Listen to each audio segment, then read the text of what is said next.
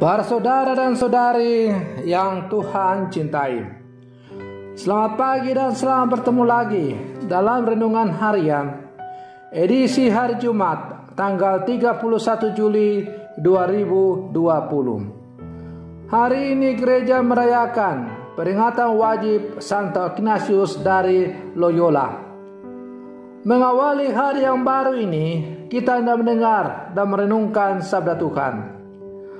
Marilah sebelum kita mendengar dan merenungkan sabda Tuhan, kita berdoa. Dalam nama Bapa dan Putra dan Roh Kudus. Amin. Allah Bapa Raja yang Maha Mulia, untuk menyebarluaskan kemuliaan nama-Mu, Engkau menampilkan Santo Ignatius di tengah umat. Semoga dengan bantuan dan teladannya kami berjuang di dunia ini agar memperoleh mahkota di surga. Bersabdalah ya Tuhan, kami siap untuk mendengarkan. Terpujilah Engkau Bapa, Putra dan Roh Kudus, kini dan sepanjang segala masa. Amin. Para saudara dan saudari yang Tuhan cintai, sabda Tuhan yang hendak kita dengar dan kita renungkan bersama diambil dari Injil Matius pasal 13 ayat 54, 55, 56b sampai 58. Tuhan sertamu. Inilah Injil Tuhan kita Yesus Kristus menurut Santo Matius. Pada satu hari, Yesus kembali ke tempat asalnya. Di sana ia mengajar orang di rumah ibadat mereka. Orang-orang takjub dan berkata, "Dari mana diperolehnya hikmat itu?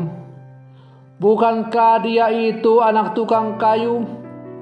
Bukankah ibunya bernama Maria dan saudara-saudaranya Yakobus, Yusuf, Simon dan Yudas? Dari mana diperolehnya semuanya itu?" Lalu mereka kecewa dan menolak dia. Maka Yesus berkata kepada mereka, "Seorang nabi dihormati di mana-mana, kecuali di tempat asalnya sendiri dan di rumahnya." Karena ketidakpercayaan mereka itu, maka Yesus tidak mengerjakan banyak mujizat di situ. Demikianlah Injil Tuhan. Para saudara dan saudari yang Tuhan cintai, ada cara pandang yang cukup lazim berkembang di tengah masyarakat saat ini, yakni seseorang dikatakan sukses apabila ia mempunyai kuasa, mempunyai banyak uang, dan apabila ia menjadi populer atau terkenal. Karena itu tanpa kenal lelah orang mengejar ketiga hal itu. Bahkan sejak kecil anak-anak sudah dikondisikan dengan hal-hal seperti itu. Anak-anak diarahkan supaya bisa meraih bintang. Anak-anak diarahkan supaya bisa meraih kesuksesan yang besar ketika mereka dewasa. Dampaknya, orang akan dinilai dari cara pandang masyarakat seperti itu. Singkatnya, cara pandang yang berkembang di tengah masyarakat itu menjadi barometer dalam menilai seseorang. Para saudara dan saudari yang Tuhan cintai, pandangan yang hidup di masyarakat ini akhirnya kita bisa memahami ketika orang seasal menilai Yesus demikian adanya. Sangat boleh bahwa mereka terperangkap oleh cara pandang yang berkembang di tengah masyarakat kampungnya. Seseorang itu dinilai berdasarkan latar belakang keluarga dari mana ia berasal. Keadaan keluarga seolah-olah menjadi kondisi yang tidak akan pernah berubah sampai orang yang berasal dari sana tidak dapat berubah pula. Keluarga, orang tua dan sanak saudara Yesus mereka kenal tidak lebih daripada seorang tukang kayu. Karena itu mana mungkin ia menjadi sangat berwibawa ketika berbicara di tengah mereka. Di satu pihak mereka kagum, tetapi di pihak lain mereka tidak menerima dan bahkan menolak. Cara pandang seperti ini sangat boleh jadi menjadi pilihan hidup kita juga. Kita cenderung menilai orang dari latar belakangnya, dari keluarga, seperti apa dia berasal.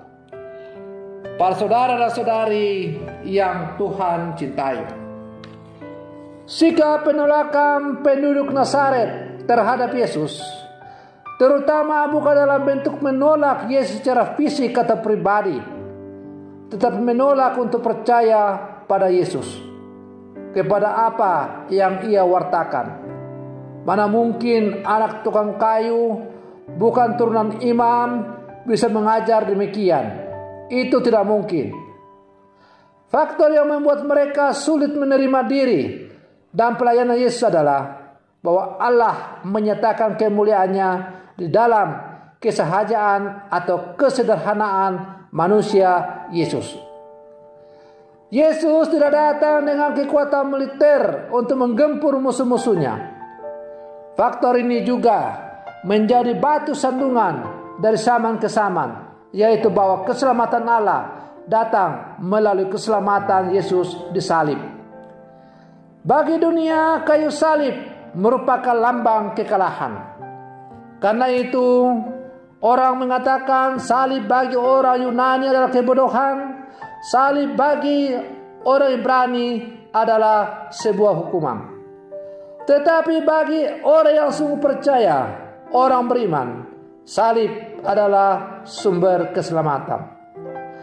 Bahwa Yesus mengorbankan diri di atas kayu salib bukan hanya menjadi perbincangan dan perbantahan orang sesama Yesus, tetapi sampai sekarang pun masih terjadi perbantahan. Ada kelompok yang mengatakan Yesus tidak pernah disalibkan. Bahkan ada yang mengatakan bahwa ajaran kekristenan tentang Yesus disalibkan adalah sebuah ajaran kafir dan sesat. Tapi biarlah orang mengatakan demikian. Bagi kita, Yesus adalah sungguh-sungguh putra Allah, sungguh Allah dan sungguh manusia. Dan ia sungguh telah menyerahkan nyawanya demi untuk keselamatan manusia. Para saudara dan saudari yang Tuhan cintai, bisa jadi sikap orang Nazaret yang menolak Yesus bisa juga terjadi di dalam kehidupan kita saat ini sebagai murid-murid Yesus. Kapankah kita sebagai murid-murid Yesus menolak Yesus dalam kehidupan kita? Ketika kita tidak hidup sesuai dengan apa yang diajarkan oleh Tuhan kepada kita, berarti kita telah menolak Dia. Ketika kita mengabaikan apa yang diajarkan, itu berarti kita telah menolak Yesus dalam kehidupan kita. Kita menolak Yesus bukan hanya dengan kata-kata, tetapi juga terkadang dengan tindakan. Oleh karena itu, kita sebagai murid-murid Yesus yang hidup sama sekarang, kita perlu mawas diri, waspada untuk selalu memeriksa diri kita masing-masing. Apakah benar kita selalu menerima Yesus di dalam seluruh kehidupan kita? Kalau benar kita menerima Yesus dalam seluruh kehidupan kita, maka itu berarti kita harus melaksanakan segala sesuatu yang Ia ajarkan kepada kita. Dan apa yang Ia ajarkan itu hanya satu, yaitu cinta kasih. Kasih kepada Allah dan kasih kepada sesama. Kasih kepada sesama ini termasuk juga mengasihi musuh atau orang yang menyakiti kita. Disitulah letak kelebihan orang percaya kepada Yesus Kristus, bahwa rela untuk memaafkan, mengampuni orang yang bersalah atau telah menyakiti hati kita. Disitulah letak kelebihan orang-orang yang menamakan dirinya pengikut Yesus atau orang Kristen atau Katolik, yaitu tidak membalas kejahatan dengan kejahatan, tetapi membalas kejahatan dengan cinta, sebagaimana telah ditunjukkan oleh Yesus sendiri ketika ia bergantung di atas kayu salib. Para saudara dan saudari yang Tuhan cintai, di tengah-tengah dunia zaman sekarang yang semakin hari semakin jauh dari apa yang diharapkan oleh Tuhan, kehadiran orang-orang Kristen, orang-orang Katolik untuk menjadi saksi Kristus dalam kehidupan semakin nyata diperlukan. Jangan sampai kita justru menjadi seperti orang Nazaret yang menolak Yesus dalam kehidupan kita sebagai orang-orang percaya. Semoga permenungan saya ini semakin menghantar kita untuk menjadi murid-murid Yesus yang semakin tangguh di zaman sekarang ini. Semoga demikian. Selamat pagi. Tuhan Yesus memberkati.